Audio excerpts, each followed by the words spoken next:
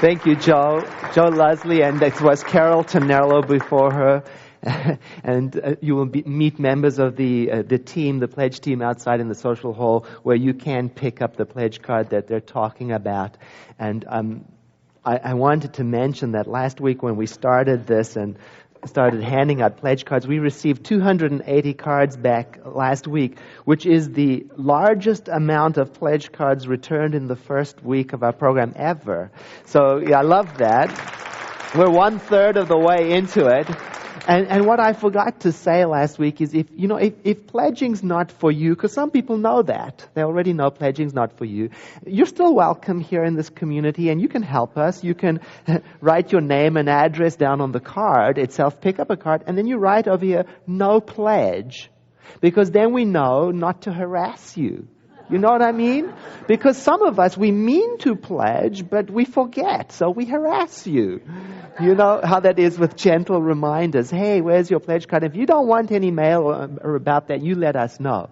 And also, if you're watching our television show, you can actually go online to www. Center for Spiritual Living Santa Rosa, it's all one word, .org, and you'll find online a pledge card that you can fill in right there online conveniently in your own home. So that's available to you also.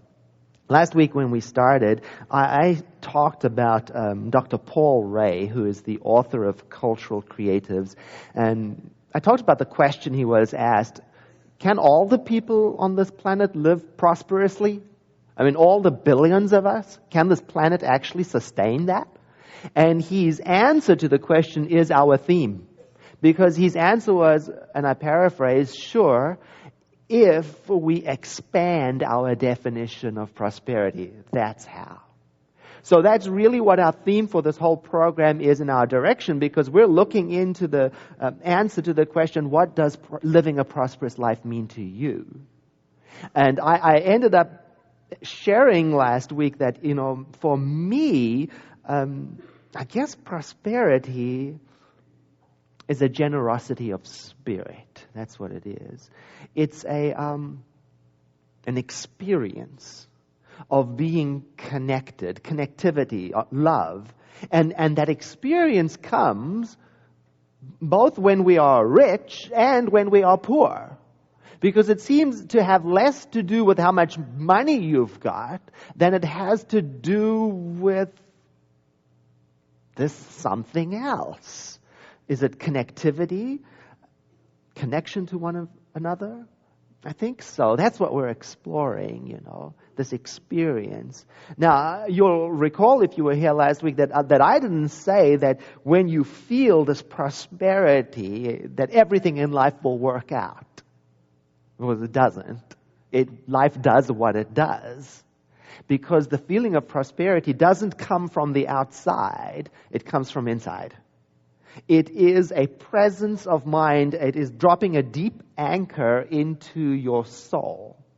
I guess, in a way, maybe I've been lucky, like so many people here. Because, I say that because, I've been poor, but I've never been without love in my life. I've had to go without the things that I need. But I've never had a lack of people who I could love. I've had to sleep on the floor and not know where my next meal is coming from. I've done that. But I've never lost faith in this something. And I think it is this. I've always had what I needed to survive. And what is that? The ability to love. It's the only thing we do have. The only thing. And it's the only thing we have in infinite abundant supply. Endlessly. The only thing. When I started learning about prosperity, I listened to all the prosperity teachers, and I'm such a good student. I'm so faithful. I started tithing 8 years ago. I shared it last week at the service. 8 years ago, I started tithing, and I've been dedicated and devoted. And one of the most significant results of this 8 years of tithing is not that money fell out of the sky, but it's that I discovered joy inside. It's not like the world stopped happening. No, stuff still happened. I don't have uncountable riches, no, but I have a different sense of happiness and love that is priceless. After the service, somebody said to me, hey, Reverend, hang on a second, I've done the math. You've been a minister for 15 years. How come you've been tithing for 8? What happened before then? Well, frankly, I didn't know why I should tithe. I didn't know.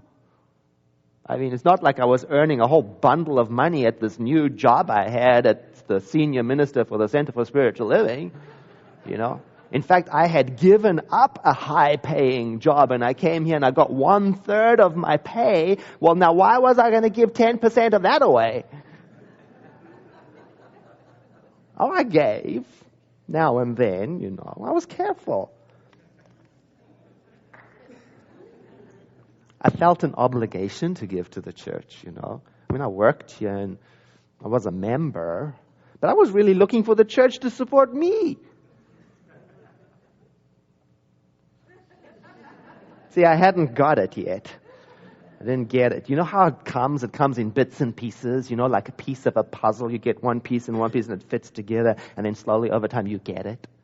And I remember one of the pieces of the puzzle, it came in a minister's meeting. I was sitting there, and this very famous minister was sitting there, and there she was. She said something like it was the most ordinary piece of information that anybody would ever know, and everybody should know. And there she pronounced it. She had the nerve to say to the ministers, and we all know, she says, that unless we're giving, we're not even in the playing field of life.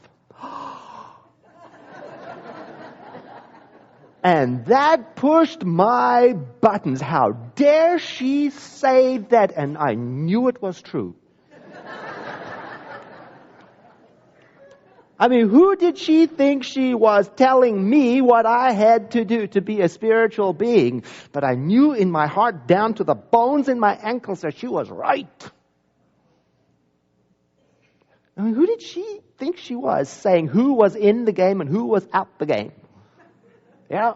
And as much as I hated it, I knew I had just heard a piece of the puzzle. I didn't want it to be true, because I was interested in getting. And that's around about the time when I discovered Eric Butterworth and that piece that I shared from last week, where he writes, he says, a committed giver is an incurably happy person. I was like, well, great, because at that time I was neither very happy, really, and nor was I a committed giver in anything.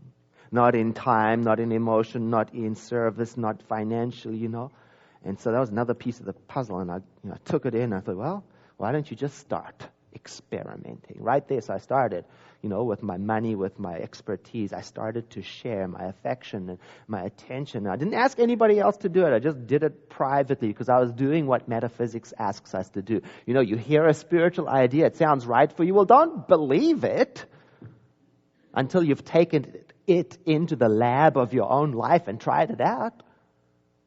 See if it's true, and so I did. And the results of that 8-year-long experiment is what I shared last week. And if you weren't here because of the holiday, you can check the CD out of the library, or you can buy a copy from our bookstore, because I don't want to go back, I want to add on, because there's more, Because not only did this 8 years of giving open me up to the experience of connectedness and joy, it reminded me of a whole bunch of things. It reminded me that giving has definitely got something to do with receiving. There's a connection. And it reminded me that I always have something to give.